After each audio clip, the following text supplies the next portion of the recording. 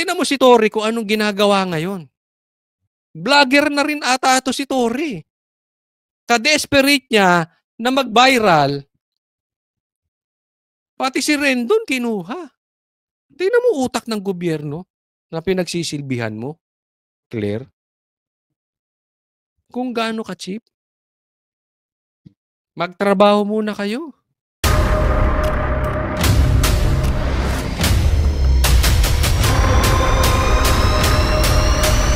Bago tayo mag-umpisa, baka pwede nyong i-like ang video na to. Malaking bagay ang like sa aming mga content creators. Maraming salamat po.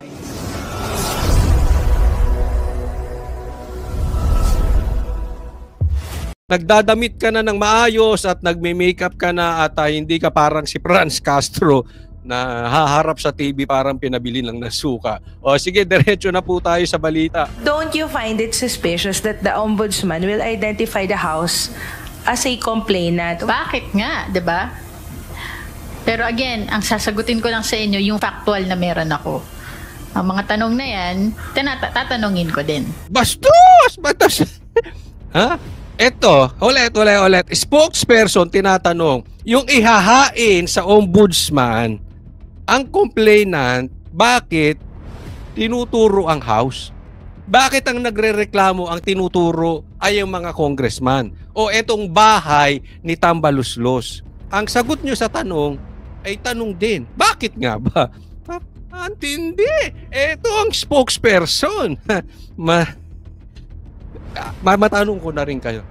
Ilagay nyo na rin sa comment section. Type nyo yung makeup, type nyo. Ayos ba? Gumanda naman. Sige, diretso sa balita. Tatanungin ko din. Hindi ang House of Representatives ang naghain ng mga reklamo laban kay Vice President Sara Duterte. Anong balita? Hindi ang House o hindi ang House of Tamba ang naghain ng reklamo, ng complaint laban kay BP Sara sa Ombudsman. Okay? Huwag nyo kakalimutan, that is very important. Sa Office of the Ombudsman, kaugnay ng umano'y maling paggamit sa confidential funds ng kanyang tanggapan at Department of Education nang ito pa ang kalihim nito. Binigyan din ito ni Attorney Princess Abante, tagapagsalita ng House of Representatives. Ito ay matapos lumabas ang direktiba ng Ombudsman sa Office of the Vice President at mga isinasangkot na kawani ni VP Sara at DepEd kung saan pinaghahain ang mga ito ng counter affidavit at iba pang supporting documents kaugnay ng mga aligasyon laban sa kanila. Sa direktiba, ang House of Representatives Committee on Good... Ako sa tingin ko, sa tingin ko lang, hindi bobo ang Ombudsman. Boom! Yun, magandang araw sa inyo mga babayan. It's me again, Boy Sardinas, isa sa membro ng Banateros Vloggers. So ayan mga babayan, nakita nyo yung preview natin. Ang lupit, no? Oo, nakita nyo naman dyan, no? Si BBM at Hamba, may lihim na awayan. Pero hindi nyo nakita yan sa preview. Sana mapanood nyo yan. Pero ito kasi pinakamaganda. No, yung preview natin, si Princess Abante nagme-makeup na. Kapal ng makeup, ganito ka kapal, oh. Sing kapal ng mukha niya. Napilit ginagaya niya si kanyang idol na si Claire Castro. Vlogger na rin, no? At tapos si Torre gusto mag-viral, vlogger na rin, no? Lahat na lang gusto maging vlogger, Tapos dito sa video na to mga babayan, nakita nyo naman yung preview, kwento ko na sa inyo, baka hindi mo matatapos yung full video kaya Coach Oli. Ngayon dito mga babayan, dito sa pag-uusapan dito sa video na to, kita nyo naman kasi yung mga nakuupo ngayon, ano ba itong mga pinaggagawa nyo? Lahat na lang kayo gusto na lang maging vlogger. Itong mga to kasi, gawa ng gawa, ay salita muna, hindi mo na gumagawa. Kaya kayong mga nakaupo dyan, dapat bago kayo magsalita, gawin nyo muna, hindi yung puro dakdak. Ano ba naman yan? Administrasyon talagang eray. Hindi tulad dati kay Tatay Digong na ginagawa muna bago sinasabi sa social media or sa magre-report. Tatay Digong nga, hindi nga nire-report, kaya nga hindi nalalaman ng mga taong bayan yung mga nagagawa niya. My God! Itong administrasyon ngayong BBM, sige lang ang vlog, sige lang ang pa-video, sige lang press conference, wala pa palang mga nagagawa. Tayo na, nanggigigil talaga ako. Kaya tinan nyo mga babayan, no? Ano ba nangyayari sa mundong ire? At ay lahat na lang, lagi na lang, Duterte. Tapos na, nakakulong na nga si Tatay Digong. BP, hindi nananahimik. Sige lang, Duterte lang sila ng Duterte. Kaya mga kababayan ha, itong sa dayaan din, okay? Sabi dito ni Coach Oli, yung pandaraya ngayong eleksyon. Pagdating ng 2028, hindi na yan, wala nang daya, hindi na magkakaroon ng talagang dayaan dyan kasi presidente na yan. Kaya hintay-hintay tayo, 2028, hindi na tayo madadaya. My God. Ito naman si Torre, ayan. Kung ano-ano yung mga pinagagawa nila ng mga batas, napakadami naman din kababayan natin na hindi naman sang-ayon sa mga ginagawa nila ni BBM. My God, dapat kayo pag naggagawa kayo ng mga gusto nyo sa Pilipinas, kinoconsult nyo muna sa mga tao kung ano ba at pinag-uusapan nyo, hindi kayo lang. No, sa akin opinion ko lang yun. Nako. So ganito mga babayan ha, napakaganda na to. Sana mapanood yung full video kasi ito yung mga boss namin na talagang pag nagkomentaryo, laglag pati panty ni Princess Abante. Miss Makeup. Comment nyo ano ba magandang makeup dyan. Tapos sabi ni Coach Oli dito na si Princess Abante na dati pinabili ng suka, ngayon nagsusupermarket na. Ito si General Torre. Huwag kayong mag-alala, gumagamit na rin siya ng ngayon, ng mga lotion na uso sa TikTok kasi vlogger na rin siya. Puputi na rin yan. Mr. Torre, ginasabihan ka ng diwata, magpaputi naman kayo. No, tulad ni Attorney Princess Abante, gumaganda na, ganyan. Tapos meron siyang salita na sa tanong mo, kung ikaw tatanong ko rin sa'yo. Ano ba ng mga klaseng mga abogado to, no? Diyos ko, tapos basta pala magaling kang magdadakdak at bumabanat ka sa Duterte, magkakaroon ka ng posisyon kay BBM, my God.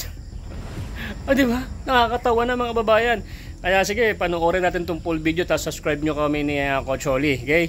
Ang lupit nito, panoorin mo itong mga sasabihin ni Coach Oli, talagang wasak, pati pantubos, wala. Pag si Coach Oli bumanat, sila ang banatero. So tayo nagre-reaction lang, pakita ko sa inyo, nakita nyo naman yung preview.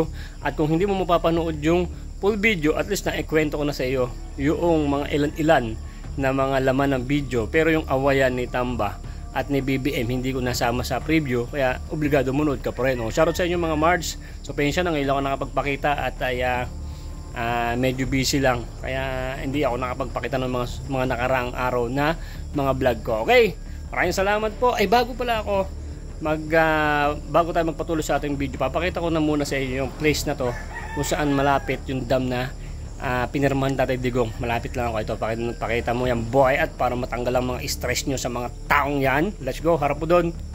Boom! Alright, kita nyo naman kaya nandito lang ako palagi. Tingnan nyo to, grabe ang pag dito.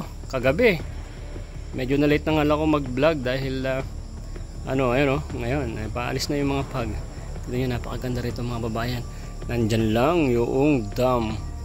Soon, maraming matutulungan. Ganyan mag-ayuda si Tatay Digong. Pangmaramihan, hindi yung mga tigta 3,000, 5,000 pinamimigay ni Tamba.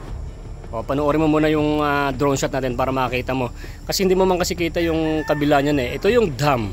And then, panonoorin nyo na yung full video. Play mo yung boy at pakita mo sa kanila ang drone shot about dyan sa dam na ayuda ni Tatay Digong. Hindi yung katulad ni Tamba na puro ayuda, ubos na ang pera.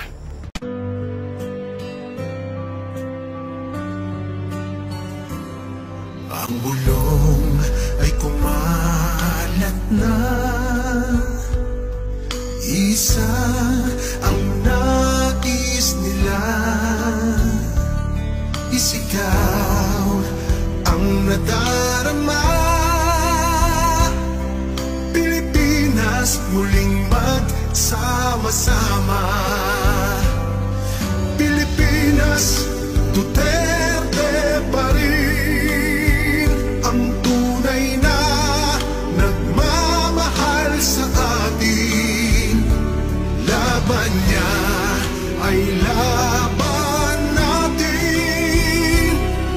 Pilipinas, Duterte pa rin. Pampagana muna, ha? Ano ang makikita nyo dito kay Mrs. Copycat? Kay Miss Copycat. Bakit copycat? Alam mo itong mag-amo. Ito si Tamba. At saka si... Ito si Princess. Copycat. Gaya-gaya. Di ba? si Tamba pilit ginagaya si BBM. Ito naman si Princess, copycat din. Pilit na ginagaya si Claire. Oh, ayan. Tingnan mo ngayon, 'di ba? Nung unang lumabas ito si Princess, parang pinabili lang ng suka. Sa katunayan sa Facebook binabanat-banatan 'to. Oy, mag-ayos ka naman. Oh, mag-ayos ka. Tingnan nyo naman ngayon. Tingnan nyo ang make-up. Pak na pak. Uy! Parang hindi na siya mukhang pinabili ng suka. Mukhang pinag-grocery na siya sa supermarket. Mukhang, sige, mamili ka dyan sa marketplace or sa SM Annex. Tingnan mo naman, may ano pa talaga. With matching. Anong tawag ba dyan sa babae? Yung mga kwintas na ganyan, yung mga burloloy na mga bola-bolang. Ano ba? Perlas. Mga perlas ba yan? Alam nyo, ako hindi na ako magugulat kung sa susunod, naka-artista ban na rin to. Meron dati kasi teacher lang. Siguro wala pang isang taon, naka-artista ban na agad. Tapos, naka-signature. Mga mamahaling bag. 100,000, meron pa nga sinasabi, milyon-milyon. Oh, ako, ewan ko sa inyo, alam nyo naman ito, tagapagsalita ni Tamba. Oh, di ba? Baka naman maambunan. Na? Ano tawag dito nyo yung yung nagpapaturok sa pisngi? Ano ba tawag nun? Kasi hindi ako sanay sa mga ganyan-ganyan. Baka sa susunod, yan na. Pero tingnan nyo naman ang mata at saka pak na pak. Hindi mo iniinsulto to, Pero at least, di ba?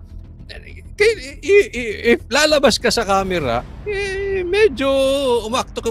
Hindi yun. Meron kasi mga ganyan di ba? Ako ayoko rin yung mga vloggers, parang lalabas ka sa TV, lalabas ka sa camera, para ka makikipag-inuman. At least ito, natututo na. Gayahin mo pa si Claire. Pati yung tono niya, ako'y nalulungkot. Yung may mga pag-ganong-ganong ka. Tas paulit-ulitin mo rin yung banggitin yung taong bayan. Tapos ako'y nalulungkot sa mga nangyayari ngayon dahil ang taong bayan ay ang taong bayan at ang taong bayan. Yan, gayahin mo ng gayahin si Claire. Para talagang asong ulol na talaga yung datingan. Para kayong mga aso talaga ng mga mayayaman dyan sa palasyo at na mga politiko. Yan. At least, di ba? Yung kung kayo'y asong di kalidad. Diba? Hindi yung para kayong askal. Tingnan mo si Torre. Diba? Pero ewan ko, si Torre kung pag inayusan ba yun, malalayo yung kanyang itsura kay Diwata o talagang kahit anong ayos gawin mo kay Torre, aayos. Pero improving. Okay? Sabi naman sa Banateros, pag tama, palakpakan. Tama yan. Nagdadamit ka na ng maayos at nagme-makeup ka na at hindi ka parang si Franz Castro na haharap sa TV parang pinabili lang ng suka. Sige, diretso na po tayo sa balita. Don't you find it suspicious that the ombudsman will identify the house as a complainant? Bakit nga, 'di ba? Pero again, ang sasagutin ko lang sa inyo yung factual na meron ako. Ang mga tanong na yan, tatanungin ko din. Bastos! Eto, ulit. Spokesperson tinatanong, yung ihahain sa ombudsman, ang complainant, bakit tinuturo ang house? Bakit ang nagrereklamo ang tinuturo ay ang mga congressman? O etong bahay ni Tambaluslos? Ang sagot nyo sa tanong ay tanong din. Bakit nga ba? Antindi. Ito ang spokesperson. Matanong ko na rin kayo. Ilagay nyo na rin sa comment section.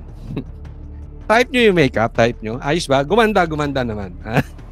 Sige, diretso sa balita. Tatanungin ko din. Hindi ang House of Representatives ang naghain ng mga reklamo laban kay Vice President Sara Duterte. Anong balita?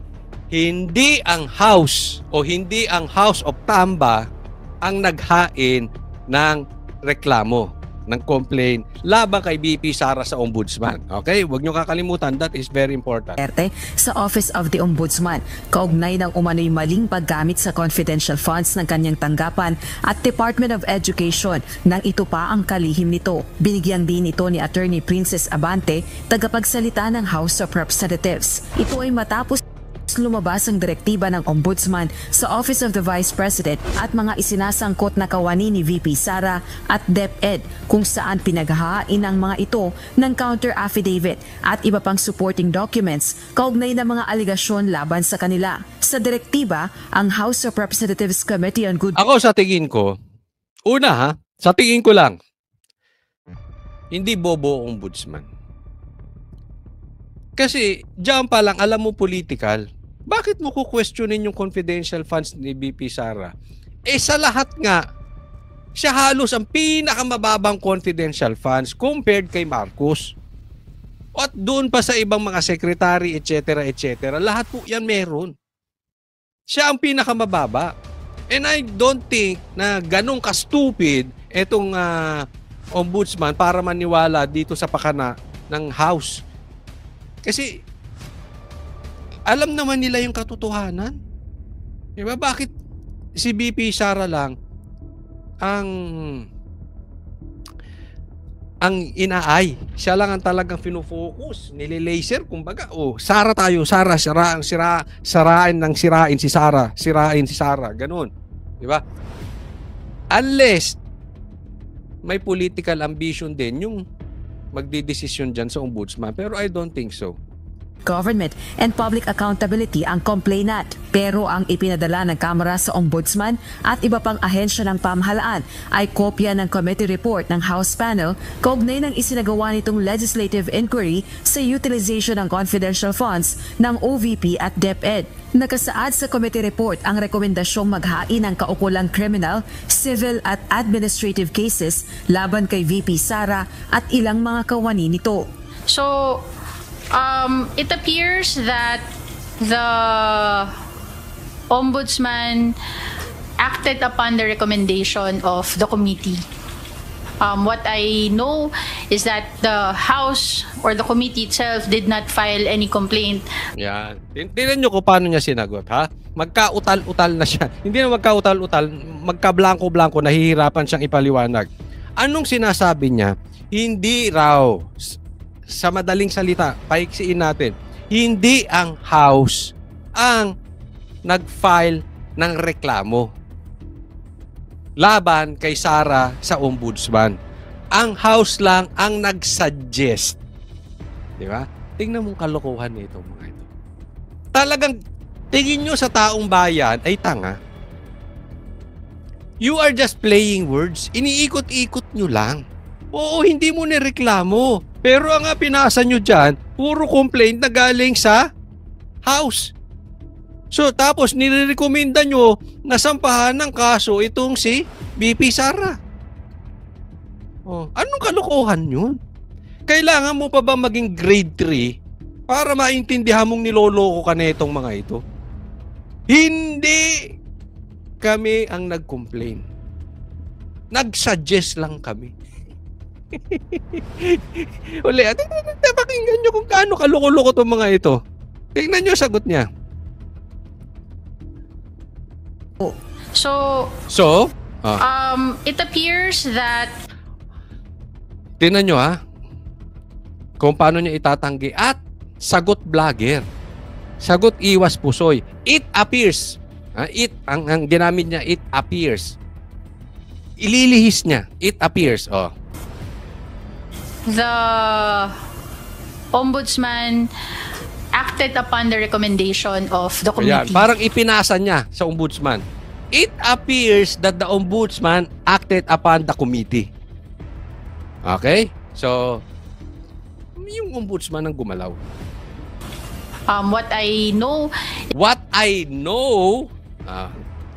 ang alam ko, is that the House or the committee itself did not file any complaint, but it appears that the Ombudsman acted upon the recommendation. June. Ayan, sabi niya, ang pagkakaalam ko, hindi ang House ang nag-complain, sila lang ang nag-suggest. Ang pagkakaalam ko, wala kaming pakialam sa pagkakaalam mo. Lagi itong ganito sa aking paniwala. It appears, sa pagkakaalam ko, alam mo kung bakit? Exit yan. Ang tawag dyan, kailangan may exit. Para pag kami nagreklamo, pag nabulilyaso, pag naipit sila, so sabihin ko, ano lang naman to sa pagkakaalam ko. Pero hindi yan yung ginawa talaga ng house. Hindi ka pwedeng magsalita dyan nang parang hindi ka sigurado. Paalala ko lang, Attorney Princess Abante, hindi ka vlogger. Iba yung pagkaka-vlogger. Kaya po, pinipilit natin, yung arte ni Claire, nung siya ay vlogger, hindi niya dapat dinala nung naging spokesperson siya. Nauunawaan nyo? Kasi kami mga vlogger, nagko-komentaryo kami based on our opinion sa balita. Kasi hindi kami tagapagsalita ni Numan. Yung sinasabi ko dito ay hindi salita ni Duterte. Yung sinasabi ko dito ay hindi salita ni Pastor. Yung sinasabi ko dito ay hindi salita ng SMNI. Salita ko yun. But you are different. Tagapagsalita ka ng house. Tapos hindi ka straight to the point. What I know, ang paniwala ko, may mga ganyan-ganyan ka pa. Wala kaming pakialam sa paniwala ninyo. Wala kaming pakialam sa alam nyo. Spokesperson ka ng house, gusto namin marinig kung ano ang stand ng house. Ano ang plano ni Tamba? Wala akong pakialam sa'yo, wala kaming pakialam kay Claire. Kung hindi lang kayo magsasalita sa bibig ng inyong mga amo, wag na kayo magsalita dahil walang pakialam ang taong bayan sa inyo. Naiintindihan? Ang problema sa inyo, iiwas pusoy kayo May pag ganyan-ganyan din si Claire hindi, sa akin lang, wala kaming pakialam sa inyo. Huwag niyong iiwas pusoy sa amin yung presidente. Huwag niyong iiwas pusoy sa amin yung Speaker of the House. Sa katunayan, Speaker of the House, may spokesperson siya, dalawa pa. Huwag kayo nagtatago sa palda ng mga babae. Nakakahiya kayo. Di ba?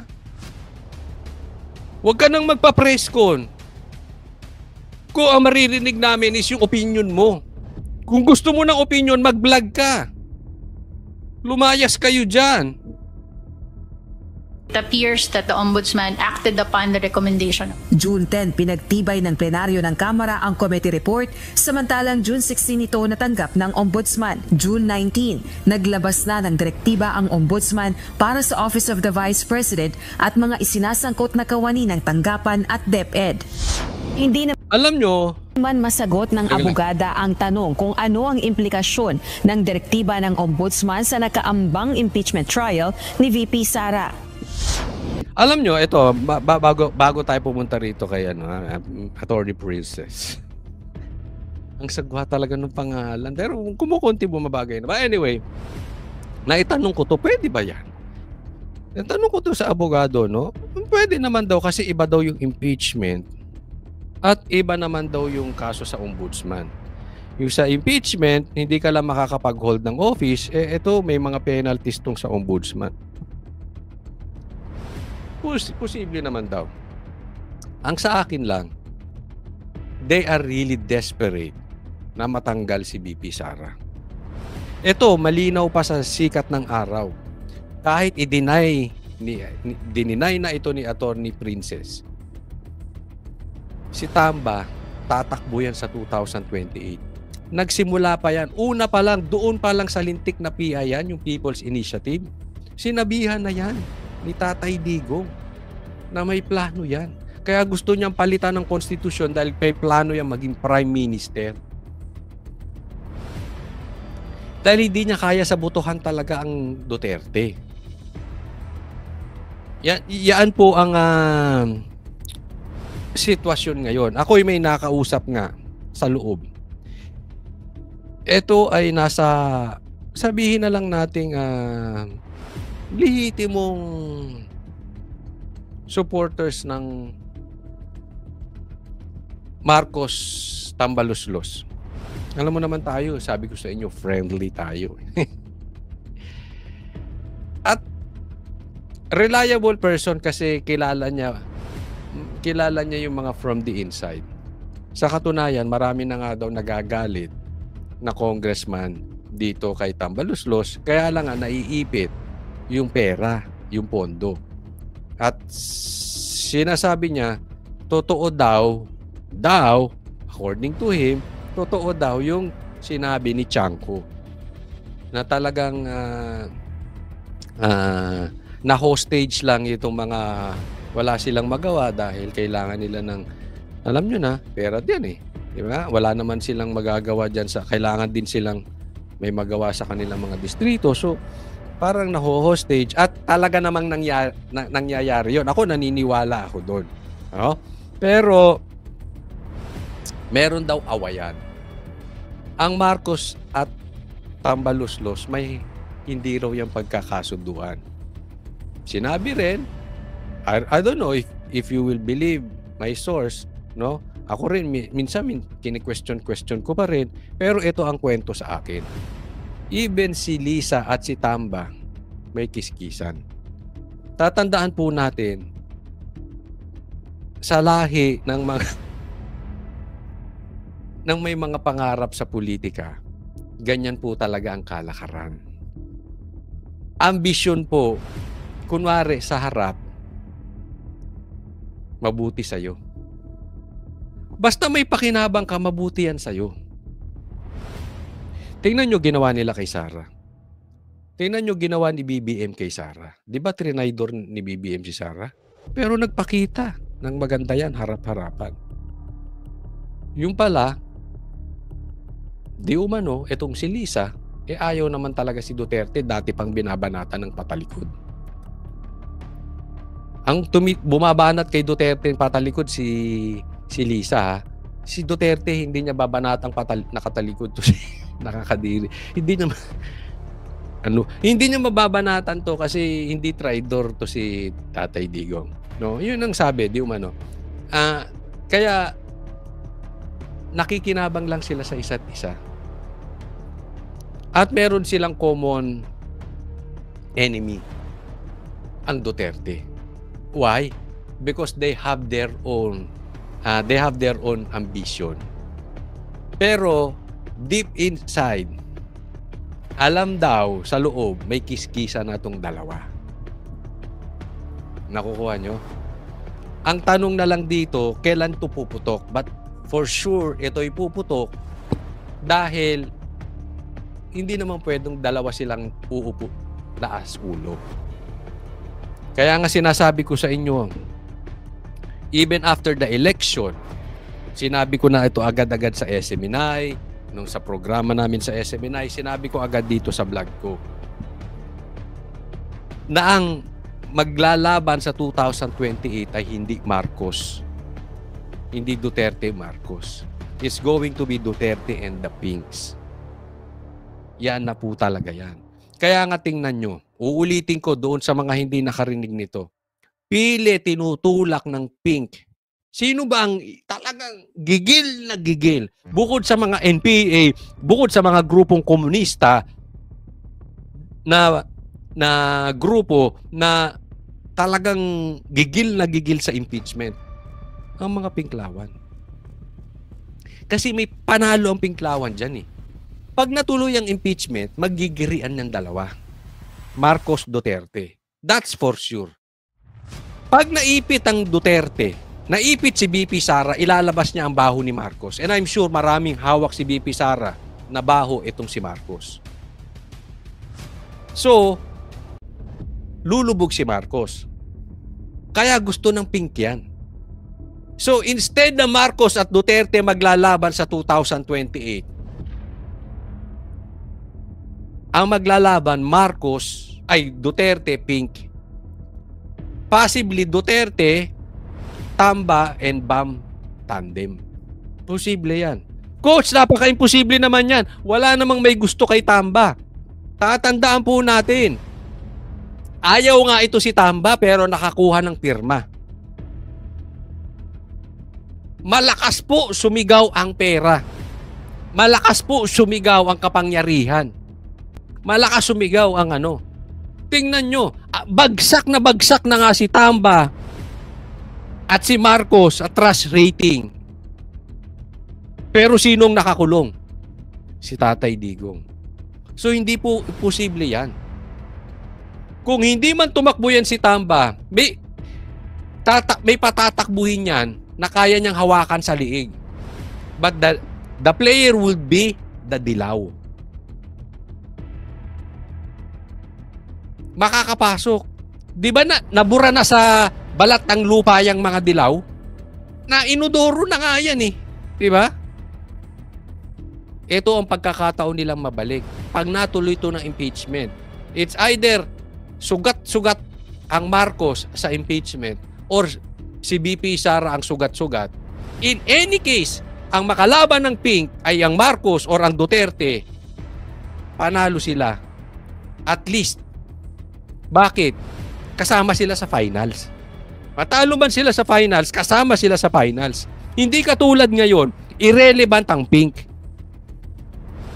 Kaya nga ang Marcos nakikipagkuntsaba, kaya nga nakikuntsaba sa pula yan eh. Kaya nga nakapasok si Bam. At saka si Kiko. Bakit? Yung makinarya ng Marcos. Because this is a midterm election. Pero it shows na itong Marcos hindi kaya magpanalo. Hindi, mahina na talaga. Politically, mahina na. Lalong-lalo pagdating ng 2028. Pansinin nyo. At alam ko na o-observe nyo na ito. Isa-isa na pong naglalayuan ang mga politiko. Dumidistansya na po kay Marcos. Napansin nyo, yung 18-5 na votes diyan sa Kamara, yan po yung malakas na sigaw for BP Sara. Even si Lito Lapid, nakakampi ni Marcos, nagboto kay BP Sara. Ganyan po, nagkaroon ng pakinabang si Lito Lapid.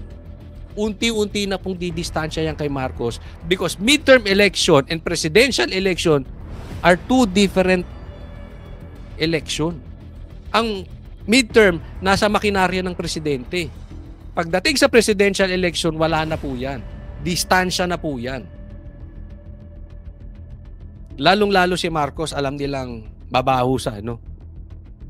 Mabaho na sa labas. No? Kaya nga naman may gitgitan doon. Kasi itong daw, ako hindi ako totally naniniwala dito sa ano. But ito, kwento from the inside.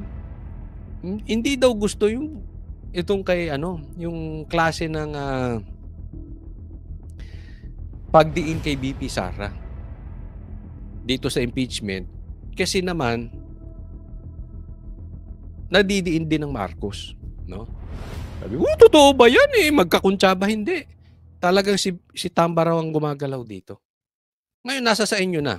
Okay? Kinikwento ko lang yun na, ikwento ko sa akin. Pero kung titignan nyo, kung titingnan nyong mabuti, may katotohanan po. Nagtatagpi-tagpi po. Maybe not 100% accurate, pero nakikita nyo yung galaw. Si Tamba ayaw tumigil. Talagang patatalsikin si Sara. Hindi sila nakukontento sa impeachment. Hindi talaga pauulanan, kumbagat sa baril, kumbagat sa bala, pauulanan talaga ng bala si BP Sara. One fire is not enough. One shot is not enough for them. Talagang dadamihan nila. Kaya nga nung wala sa impeachment, sa tingin nila hindi sila ron. Hindi sila mananalo doon. Nag-hire ng, hinar niya si Abante, hinar niya ito si Attorney Bucoy, dahil gusto nilang dalhin sa trial by publicity. Tapos reklamo naman sa ombudsman, baka doon nila makuha. Baka ang gapangin nila yung ombudsman. Posibleng ganun. Hindi ko sinasabing papayag ang ombudsman, pero posibleng mangyari ngayon. And that is very, very possible if you connect the dots. Dahil sinabi ni PRRD no na ganyan po si Tamba, hanggang ngayon may naglalabasang baho ni Tamba, ganyan. Tingnan nyo na lang yung sinabi ni Chanco. Diba? So talagang hanggang sa dulo, hindi nila pauupuin ito si BP Sara. At pag tiningnan nyo, that is very possible. Bukod sa lahat ng yan, remember this, si Garcia ang nakaupo. Anong sabi ni BP Sara? Panalo ang Duterte. And look what happened. Lahat ng nasa posisyon, nasa bulsa nila. Isang ganun lang nila sunod. May katotohanan ba? O opinion mo lang, Coach Oli? You connect the dots. Tingin nyo, nangyayari ba ngayon? Ah. Yeah. So, if you have Garcia, hawak mo ang pondo ng house. Gaya ng sabi ni Chanco. Nabili nga yung pirma. Plus yung trial by publicity. Posible yan. Posibleng Tamba at Bam Aquino. Collaboration sa Pink. Tandaan natin. Hindi po natin pwedeng biruin ang Pink dahil ang Pink nabura. Galit na galit yan sa Duterte. They are all out. Tingnan nyo ngayon ang galawan ng Pink. Tingnan nyo ang galawan ng komunista. They are all out para idiin ng Duterte. They will not allow another Duterte na makaupo dahil tatamaan sila. Unang tatamaan dyan mga komunista. May mga pondo yan. Tandaan nyo, ang drug lords galit sa Duterte. At ang daming pera niyan. Ang daming pera ng droga sa Pilipinas. So, hindi ko sinasabing mga drug lords tong sila Tamba. Hindi po. Ang ibig ko lang sabihin, maraming ayaw makaupo kay Duterte dahil si Duterte nanindigan. And they saw it sa anak. Galit sa droga, galit sa komunista, galit sa NPA. And who's the man to beat for this 2028? The woman to beat is BP Sara. So, magkuntsabahan man silang lahat, including yung mga illegal lords dyan, or hindi, pag pinagsama-sama mo yung efforts na yan,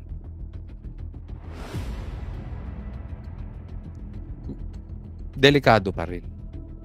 Okay? So, huwag tayong magpapahinga dapat dito. Kailangan nakabantay talaga tayo dito. That is very important. Hindi po ito ako, okay? I still believe BP Sara will win 2028. Ang mandato nasa kanya. Okay? Gusto siya ng tao. But one lesson, look at Duterte party list, Duterte Youth Party List. May botong 2.3, 3 upuan, hindi pinaupo. Look at Congressman Uy. Dineclare, na-proclaim, panalo, biglang nasilipan. Paano kung biglang silipan ng COMELEC? Paano kung biglang silipan ni Garcia si BP Sara? We cannot proclaim you kasi may kaso ka rito, may kaso ka rito, may kaso ka rito, may kaso ka rito. Di ba ganyan ang ginawa sa Duterte Youth Party List? Baka sabihin nyo, hindi, magwawala ang tao. Yes, I know, magwawala ang taong bayan. Ang sinasabi ko sa inyo, yung possibility. Yung mga small pieces are already in the position. Torre, Garcia, Remulla.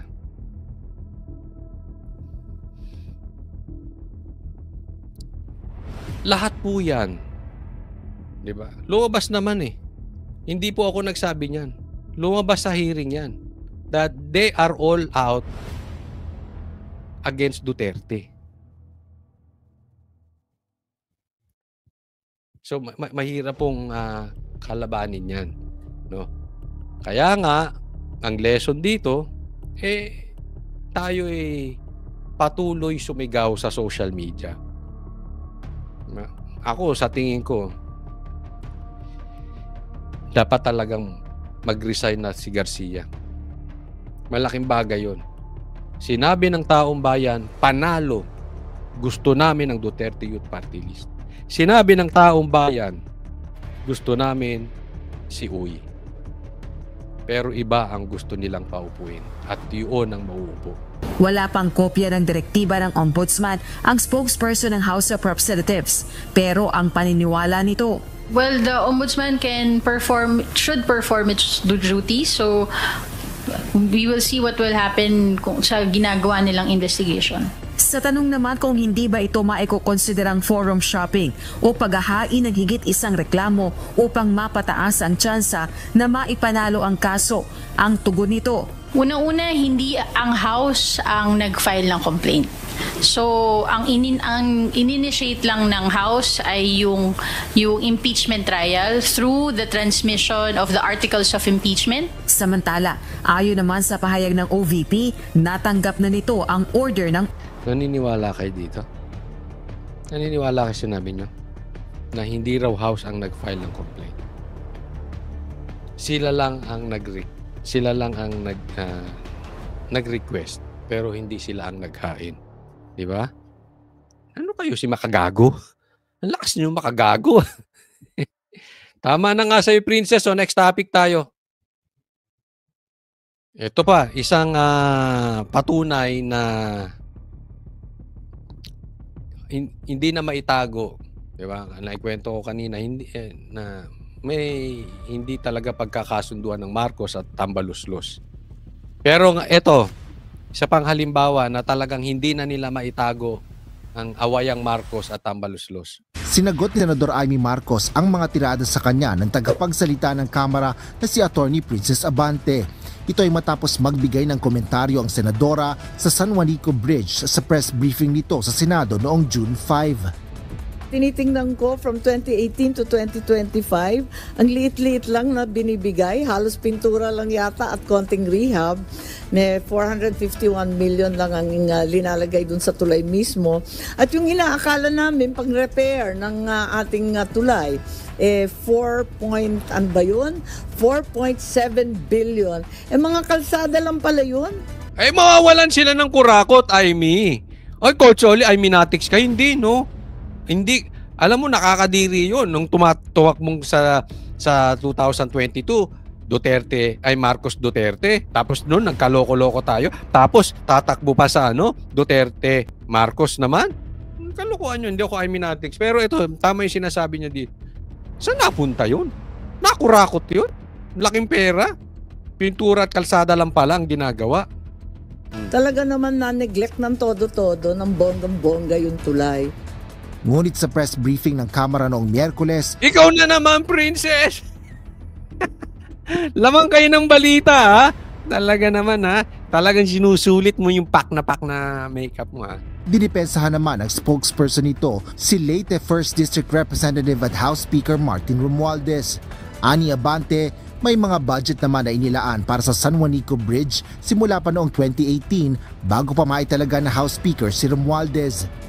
Siguro, si Senator Amy. Ano siguro? Hindi mo pwede. Ano ka, vlogger? Bakit siguro? Dapat sigurado ka. Huwag ka nagsasalita dyan. Kung hindi ka sigurado, tagapagsalita ka, hindi ka sigurado. Anong siguro?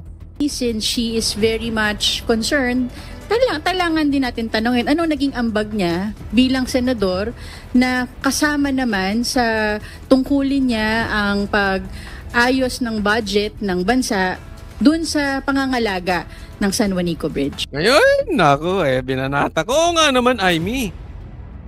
Dakdak ka ng dakdak. Wala ka namang ambag. Di ba? Wala ka naman talagang naitulong, Amy. Tapos ngayon, dadakdak ka. O, di tatama. Sabi nga sa Banateros, pag tama, palakpakan. Pinalakpakan kita dito. O ha, baka sabihin nyo, hindi ko pinapalakpakan si Princess. O, palakpakan natin yan, no? Lumalaki yung tenga. Totoo naman eh. Anong naambag mo, Amy? Alaus. Wala kang niambag dito sa Pilipinas. Hindi, doon lang sa San Juanico Bridge. Ikaw naman, Coach Oli, masyado ka excited. Anong ambag mo? Yeah. Tugon naman ni Senador Amy Marcos matapos ang ilang pag-usisa sa kondisyon ng naturang tulay, DEDMA o walang pakialam ang Department of Public Works and Highways at ang House Speaker.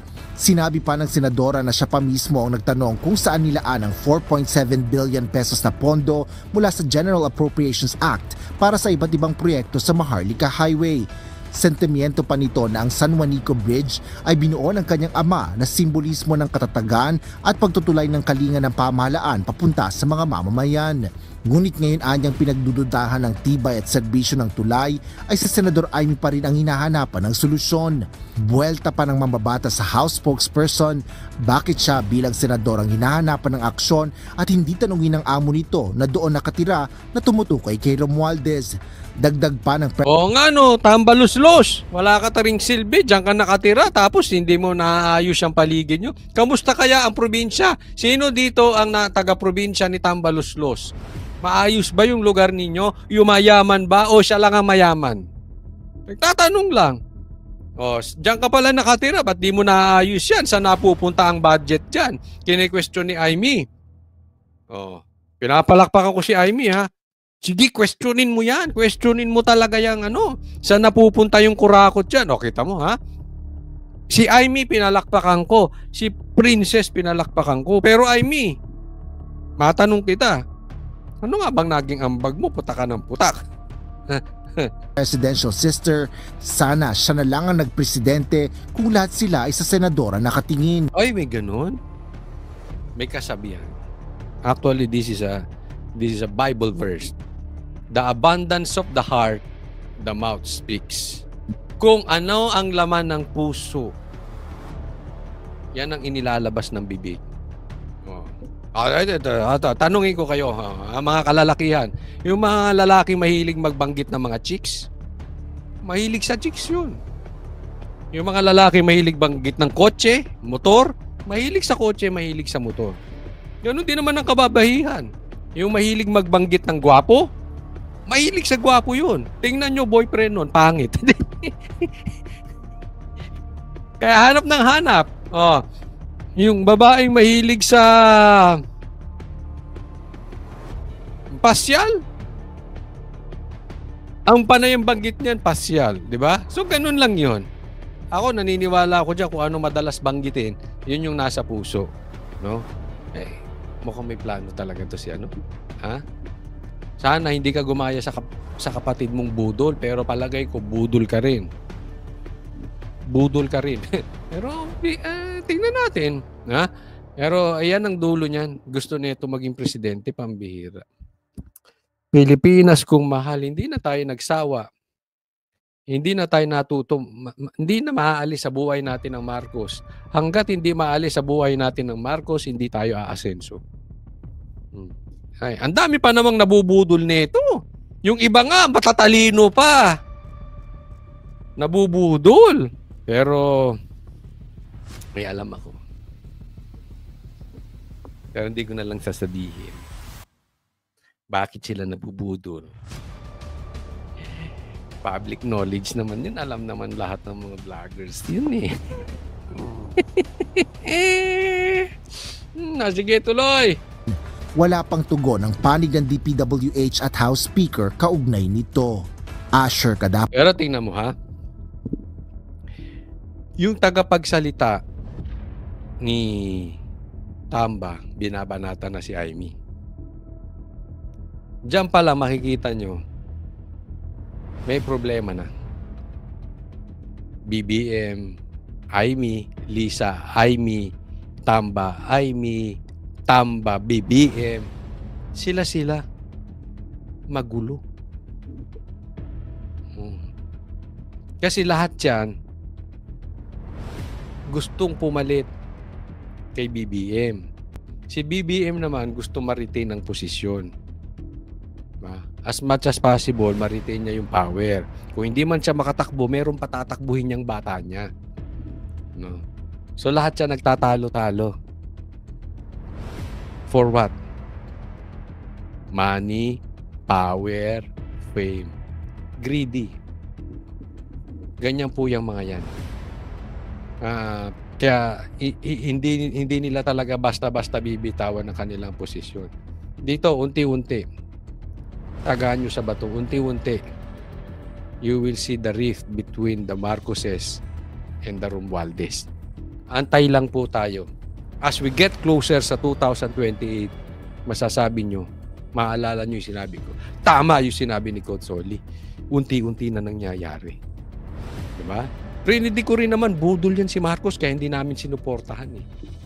Diba? Ano sabi namin? May mga Trojan horse yan. Diba? Unti-unti na rin naglalabasan. Yung pagkabudol yan. Ngayon, sabog na yung pagkabudol yan. Hindi lang unti-unti. Sabog na. But tumama naman. Tumama naman yung aming sinasabi. Next topic po.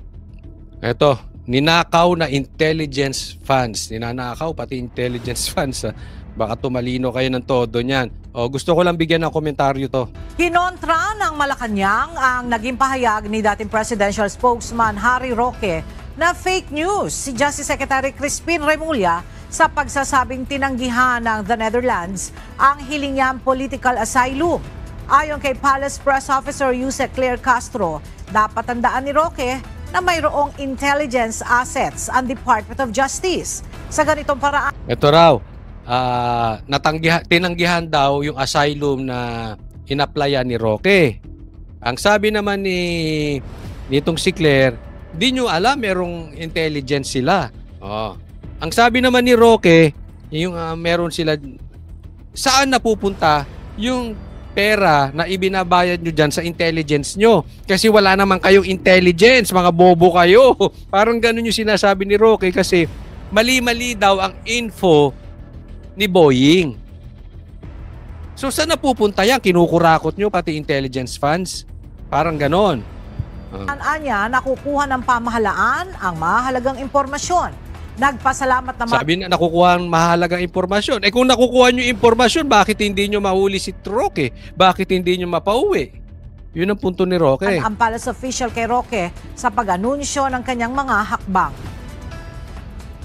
Siguro po, wag natin kalimutan na may intelligence assets ang Department of Justice at ibinibigay nila ang mga karapatang impormasyon sa Department of Justice. At nagpapasalamat tayo because Attorney Harry Roque has been telegraphing his punches. Sinasabi niya, nagpapasalamat tayo dahil telegraph yung binibitawan ni Roque. Ibig niya sabihin, parang doon, yung kadadaldal mo, Roque, nalalaman namin yung hakbang mo. Alam mo, ang nakikita ko dito sa mga ito, para silang mga bata. And the government and DOJ, we are ready for you. Di ba? Okay. Alam mo, para silang mga grade 1, grade 2. Para kayong mga grade 1, grade 2 na nag-aaway na bakla. Ang dadaldal nyo kasi. Di ba? Kasi, tingnan nyo mabuti. Hindi kasi maalis-alis yung amo mo ring si DOJ, Remulla. Dakdak din kasi ng dakdak. Ganyan na style niyan eh. Huhulihin namin si Tebes, huhulihin namin si Bantag, ang daming gustong hulihin. Dakdak ng dakdak. Kailan lang naman nila nahuli si Tebes pero ang tagal-tagal na niya sinasabi. Si Bantag nga hanggang ngayon laya pa rin eh. Tapos si Claire pa magsasabi na thank you kay Roque na natetelegraph yung kanyang mga punches. Ang madaldal yung amo mo. Para siyang bata. Ang hilig nyo kasi sa press con. Di ba? Dakdak siya ng dakdak. O sige, may intelligence kayo. O sige, nireject yung asylum ni Roque. Ba't di nyo mapauwi? Ba't ang tagal nyo? Ano yun? Pinagmamalaki nyo lang? gagawin yung trophy para sa zona ni Marcos?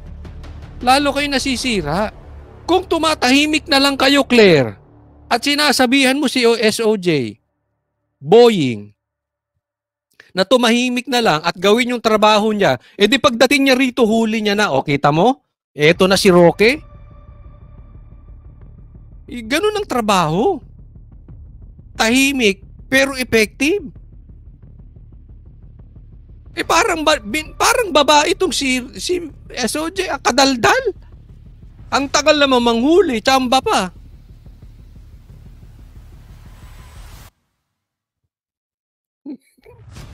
Ilan na ba yung sinabi niyang mahuhuli niya? Tapos masisisi mo si Roque? Siyempre sasagot yun.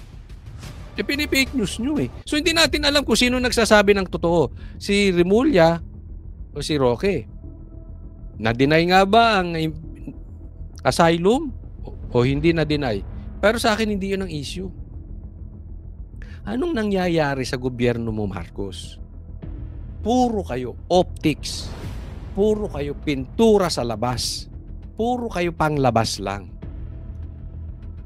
Gawin nyo yung trabaho ninyo. Ito try nyo. Trabaho muna, resulta muna, bago announcement. Kasi kayo, puro kayo announcement, bago magtrabaho, bago resulta. Kaya mas marami pa kayong tingnan mo si Tory kung anong ginagawa ngayon. Vlogger na rin ata ito si Tory. Ka-desperate niya na mag-viral, pati si Rendon kinuha. Tingnan mo utak ng gobyerno na pinagsisilbihan mo, Claire. Kung gaano ka-cheap. Magtrabaho muna kayo. Huwag kayo puro Mr. Announcement, Mr.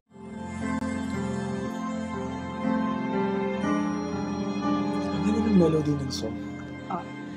Ang bayan ko'y pinagpala pagkat sa aming pinigay ang isang biyaya na mag-aahon sa hirap at dilim ng kahapon at sa bawat Pilipino'y magtatanggol sa bayan ko dati laganap pang-api at dusa sa aming mga mahihirap. Ngunit ikaw ay dumating, sagot sa aming mga dalangin. Muli kaming babangon, mabuhay ka na kay Digong.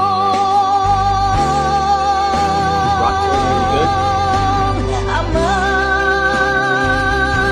maraming salamat. Aming mga mata'y minuhulat, gawain ng masasamay iyong isiniwalat. Ikaw lang ang pag-asa naming lahat.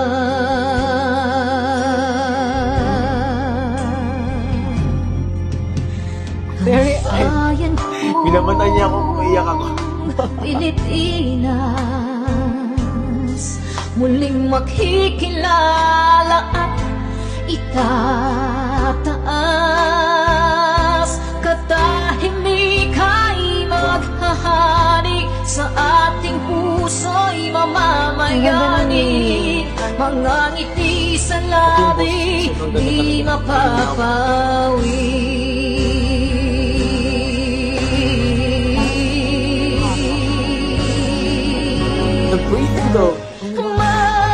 Mabuhay ka, Tatay Digong, maraming salamat.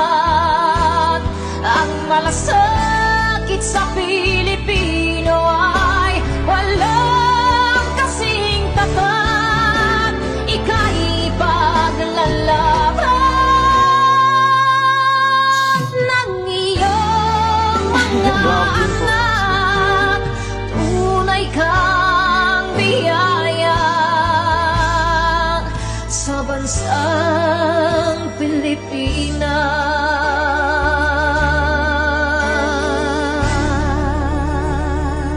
Haba.